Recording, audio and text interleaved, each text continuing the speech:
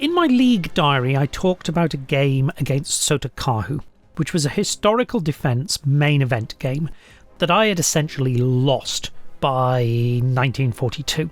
Sotokahu got both Spain and Turkey as allies and collapsed the Soviets, and had taken Suez and most of North Africa. At the time of writing, Sotokahu was ranked 19th at USE, so he was clearly a pretty good player. And yet, I actually won from that position.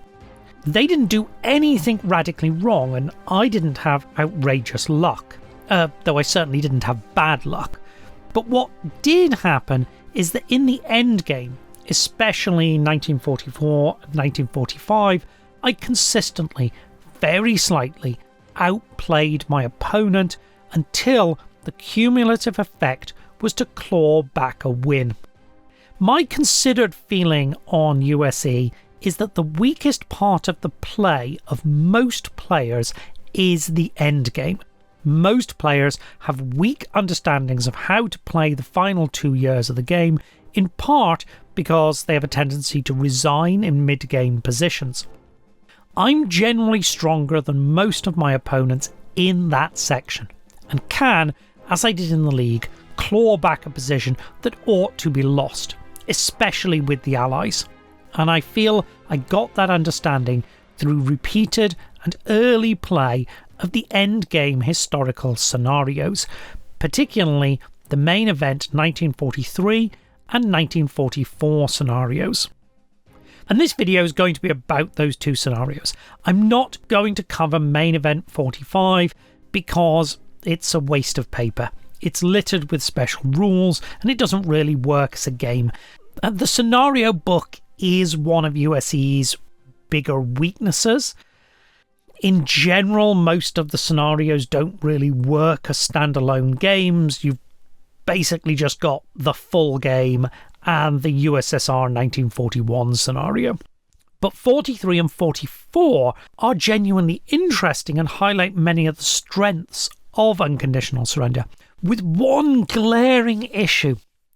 Neither scenario is balanced. This video is not going to be about endgame strategy. That is what I was originally intending to do, and I'm going to do a series of endgame videos focusing on the 43 and 44 scenarios, but those videos are going to be a series rather than one long video.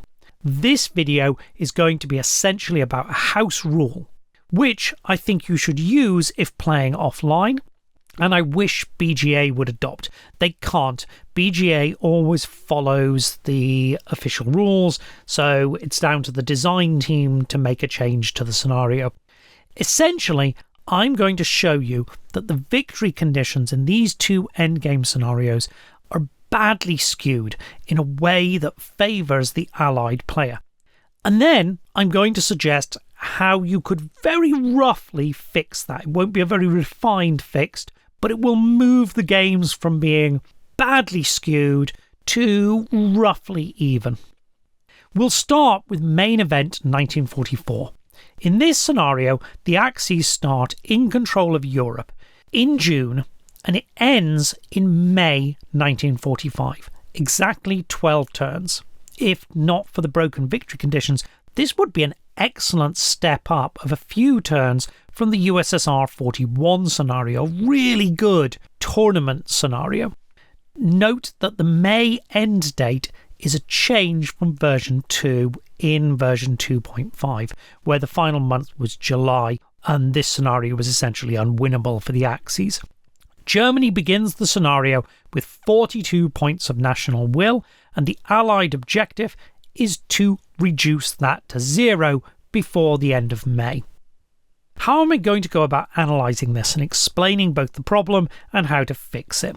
Well, after the new 2.5 rules were implemented, because there was that big change in shortening the game by 2 months, I was interested to go back and play this scenario again. And so I set up 5 matches of main event 44. And these are the results of the first 4 of the 5 matches I played, effectively a total of 8 games. Either the month and Factions Operation Phase, Western or Soviet, in which Germany was conquered, is marked, or in the event of an Axis victory, the Axis national will is marked. The maximum Axis national will would be 54, as that is the 48 Germany starts with, plus that of its minor allies. Where a game suffered from a bug, which initially in the implementation of 2.5 rules they did, I've recorded the national will at the end of April because that's when the game actually finished. I've marked optional turns that turned out fair with green circles. Obviously, there is a substantial discrepancy in player skill in these games. I won all of the games in which I played the Allies by conquering Germany in 1944. And when I played with the Axis, I managed to successfully defend Germany through 1945. However, that does not suggest the game is balanced. You'll notice in 3 of the 4 games, I was very close to complete defeat as the Axis player. One more turn of fair weather would have done it. These would all have been lost under the version 2 rules. But as the Allies, there is not a single one of these games where I required more turns of fair weather than the bare minimum the Allies will receive in the scenario. In 2, I had an entire fair weather turn to spare, and in the other 2, an entire operations phase. The 5th match was much closer. VODs is a 200 plus ELO player, much closer to my level, and I think broadly outplayed me in that match. We both won as the Allies, but I had one more fair weather turn than the bare minimum to snatch it in the Soviet phase. I presumably would have narrowly failed on the rare chance of 0 additional fair weather turns, and VODs managed to comfortably win with the bare minimum. I think we can safely conclude that the 44 scenario is not well balanced, that it significantly favours the Allied player, and that changes to version 2.5 did not solve that. To win, the Axis player needs to get lucky and outplay their opponent. I only won 1 game against the maximum 2 bonus fair weather turns. It's doable with a large enough discrepancy in player skill, but it does need to be a very large discrepancy. This brings us to 2 questions. How unbalanced is the scenario, and how easy is it to correct? I think we can answer the second one relatively quickly. You fix the scenario by giving Germany additional national will. In match play, you might even prefer to give Germany slightly more national will than it really needs, because national will is a good tiebreaker. The real problem becomes working out how much national will you should give Germany. Judging by my game with VODs, you need to give the Axis at least enough to survive 1 extra fair weather month, and probably slightly more than that, to get to a point where relatively closely matched players have reasonable chances of winning with each side. But how much is that? If we think purely in terms of dividing the morale the Axis players start with over the total number of months played, we get rates of loss that look like this, which we can reorganise in value terms, and we get a midpoint of about 4. Roughly speaking, a month on average is worth about 4 national will across the scenario as a whole. But we know in practice that fair weather months are worth a lot more than poor weather months. That's apparent from the fact that no one lost a game in bad weather. And for reasons I have not gone into, months get more detrimental the closer the Allies get to Germany, so later months tend to be higher cost in national will than early months. Based on this data and my play experience, I would suggest that a fair weather turn is worth at least 5 times what a bad weather turn is. So we can redo this counting bad weather months as 1/5 of a month. And we get these loss rates instead. If we organise those by value, we get a midpoint of 6. We need to give the Axis at least 1 extra month, but it is probably better to give them 2, i.e. set the scenario with the Axis a starting national will of 54 for Germany. I think it's perfectly fine in a rulebook to say historically the Axis would have had a lower national will, but you need this to make the game balanced. Then you can use the national will as a tiebreaker if both players win with Germany, and the final month, and if necessary Western or Soviet turn, with Western turn being better if both players win with the Allies. Okay, so that wasn't a very complicated fix, and it wasn't very hard to calculate. So having done that for the 1944 scenario, let's look at the slightly longer main event 1943. This is a logical extension of what we just did. This scenario begins in July 43, meaning that it will take 23 months in total. Like the previous one, I think this is a genuinely good game. It highlights all of the strengths of USE, and barring the issues I have with weather and no enemy zone of control counters, and the ludicrous way it bends over backwards to compensate for poor play and landings, it does a reasonable job of representing the general flow of events at its scale. In this scenario, the Axis start with an extra 10 national will at 52. And if you're thinking that asking an Axis player to keep their losses, units only in 1943, to less than 1 a month seems a bit optimistic, yeah, you're probably right. Analysing this the same way we did the last one would be very difficult. The longer the game gets, the greater the effect player skill has on the outcome, and the more obfuscated the general balance of the scenario becomes. So we need to do it slightly differently. Here again, I did set up 5 matches on Board Game Arena, but in this case, I'm not going to be looking at the end results of those scenarios. All we need to do is look at what the scenario looks like at the end of May 1944 and compare it with the start position in June 1944 of the 1944 scenario. If this scenario is balanced, the Axis will generally be in a better position than they are in the main event 44. Remember, we've just been through analysing that the Axis are really about 10 national will short of being in an even scenario. So here they have to outperform how they did in 1943. If the scenario is badly unbalanced in favour of the Allies, then the position's going to be worse than the historical 44 position. As we're about to see, it's actually a little bit more complicated than that. There are a couple of important metrics we can look at. Obviously, Axis national will. In the 44 scenario, this commences at 42. In the games that I've played, you will see there is a tendency for national will to fall around that, but it's never very much more, and there are a lot of games in which it was crushingly worse. Usually games in which the Axis player played forward defence on the Eastern Front. If you did it by averages, players underperform the historical position by about 5 points. The second metric is factories lost for strategic warfare. In the 1944 scenario, this starts at a catastrophic 8. It is very rare in the 43 scenario for it to get that bad. And it is worth noting that players exercise almost no control over this. This is essentially about a set of dice rolls that happen in the 43 scenario and whether you got lucky or unlucky. Clearly, the historical Axis got pretty unlucky. The final stat is the number of Luftwaffe strength points. This is a good indicator of how successful the Axis player has been in rebuilding their forces over the winter of 43-44 and preparing for the renewed Allied offensive. Generally speaking, they will successfully rebuild all of their ground units.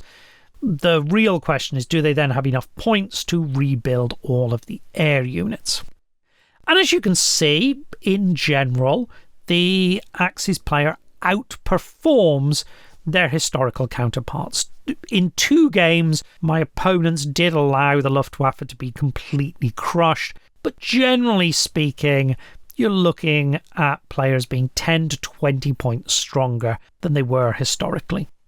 There are also 2 key bits of board position. The Western forces have options, including France, Norway, the Balkans and the Iberian Peninsula, but we can broadly assume they will primarily attack through Italy and ask how far they advanced in 1943, compared to the Rome line the Allies actually got to historically. And we can see that the Rome line is not where anybody got to in the games that we played. Axis held the invasion in Sicily, southern Italy, or repulsed it entirely. In one game, Italy actually survived 1943.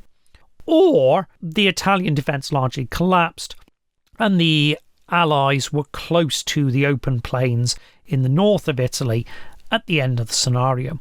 It's worth noting, 2 of the games, France was invaded in 43, and in 3 of the games, the Allies landed in the Balkans, which is actually a really strong option that the Western Allies can make in order to support the Eastern Front. Now we have to look to how the Soviets are doing, and this map is very busy. But essentially, you can see I've superimposed the various front lines that were achieved by the Soviets at the end of May 43. And what should be immediately obvious is that the Soviets get a lot further in the game than they historically did. No Axis player was in any game of the 10 games I played able to hold the Soviets to the historical line. If we eliminate the outliers on either side and look at those hexes encompassed by the middle 4 results, we ignore the best 25% of the worst 25% Soviet performances, we can get a pretty good idea of what is in play. So essentially, what the German player is fighting over is about 4 hexes. And that has 2 important effects. One, 4 hexes is about a month's worth of defence, so it buys the German player 1 more fair weather the month in the endgame. And secondly, those 4 hexes mostly push the Soviets back over the cold weather line. So there's a big difference when you get to May, June in the odds of getting fair weather if you're in the cold zone versus the mild zone. If the Soviets can get over into the mild zone, which they generally can in the south, but it's much harder for them in the north, then they potentially gain an extra fair weather month of fighting. Now, the obvious question is, which of these factors matters most? As we've seen, the situation in Italy is tippy. We get about the same number of results that are worse as are better. The situation on strategic warfare is generally better, as is the Luftwaffe. The situation on national will and the Eastern Front is fairly consistently worse. And it is quite hard to evaluate the relative merits of this. I think Eastern Front position is the single most important factor. And then probably Luftwaffe and national will. But I doubt that the Luftwaffe is doing more than compensating for the inferior national will. So I think you are looking here, and you need to compensate the Axis player for at least 1 full turn of fair weather, but maybe not quite 2. Which gets me to these 2 values. Starting national wills of 74 for the Germans in 1943 and 54 for the 1944 scenario. That is also, by the way, not a bad strategic guide for your main event games. You need to go into the end game outperforming the historical German army by about 20 points of national will to have a reasonable chance of victory. Would just altering these national will values completely fix the balance problems in these scenarios? No, if you implemented a change like this, then somebody like me would need to sit down and play another 10 games of each, just like I did it here, and that would probably get you a further refinement. And even once you had that further refinement, you still wouldn't be perfectly balanced, and you'd probably be wanting to ask the question, well, what happens when we collect stats on hundreds of games by players of widely different abilities, rather than just looking at the rather narrow scenario where I'm playing one of the 2 sides. But you would be much closer. Games with these values are a fighting chance for both sides, whereas games with the 52 and 42 original values are basically just handing them to the Allies. As we've covered on this channel on plenty of occasions, unconditional surrender has a weather problem. The problem with the weather rules is twofold. First, the impact of weather on operations doesn't reflect accurately the historical impact it had. Bad weather has a much more negative impact than it did historically. Fair weather offensives are much more successful than they were historically. Second, the variable number of fair weather turns has a huge impact on the outcome of the game. Not, and this is important, the victory or defeat of the Axis or allies. That was and should be impacted by the weather, which, just to be clear, I also think the weather should be random. But which player wins the game? And we'll consider now whether and how we could compensate for this. Just to go over the options, there are 7 guaranteed turns of fair weather in the 1943 scenario. There are the summer months and the final month of the game. In addition to these, there are 5 potential months of fair weather offensive for the Allies. To explain, in 1943, the important fighting takes place in the cold zone, and October or November could be a fair weather turn, an 11 in 36 chance. The Axis are looking to hold the Soviets in the cold zone, so the next optional fair weather month is May, which has a 1 in 3 chance of being fair weather. The moment there is fair weather, the Soviets will push into the warm zone and the Western forces will begin landing, probably in France. Just like in the cold zone, there's a chance of fair weather in October or November in the mild, but it's much higher, 5 in 9. And there's also an 11 in 36 chance of fair weather in March, April. That means the Allies could have anywhere from 7 to 12 months of fair weather offensives. If they get 12, they're going to win. It's a sign of how unbalanced the scenarios are, that if they get 7, they can still win. And typically, we'd expect them to get 9. Here's the idea. We could, instead of universally boosting the Axis player's national will, we could boost the German national will every time the Allies get a fair weather turn. It would work something like this. We set slightly lower national will ratings, 65 and 50. If a fair weather turn is rolled in the cold zone and the Axis player has 1 full strength ground unit in supply inside the USSR, then we award the Axis player an additional 4 points of national will for Germany. If a fair weather turn is rolled in the mild zone and there is a full strength in supply Allied ground unit anywhere in France, Holland, Belgium, Denmark, Germany, Poland, Hungary or Romania. Remember, Poland's borders are different at the end of the game at the beginning. Eastern Poland is actually part of the USSR at this stage. Then again, we award the Axis player 4 points of national will. I think this is a fair trade-off given our previous analysis. A fair weather turn helps the Allies, but each one gives the Axis a little boost. Not quite enough to make the Axis want a fair weather turn, but enough to give them a fighting chance if one happens.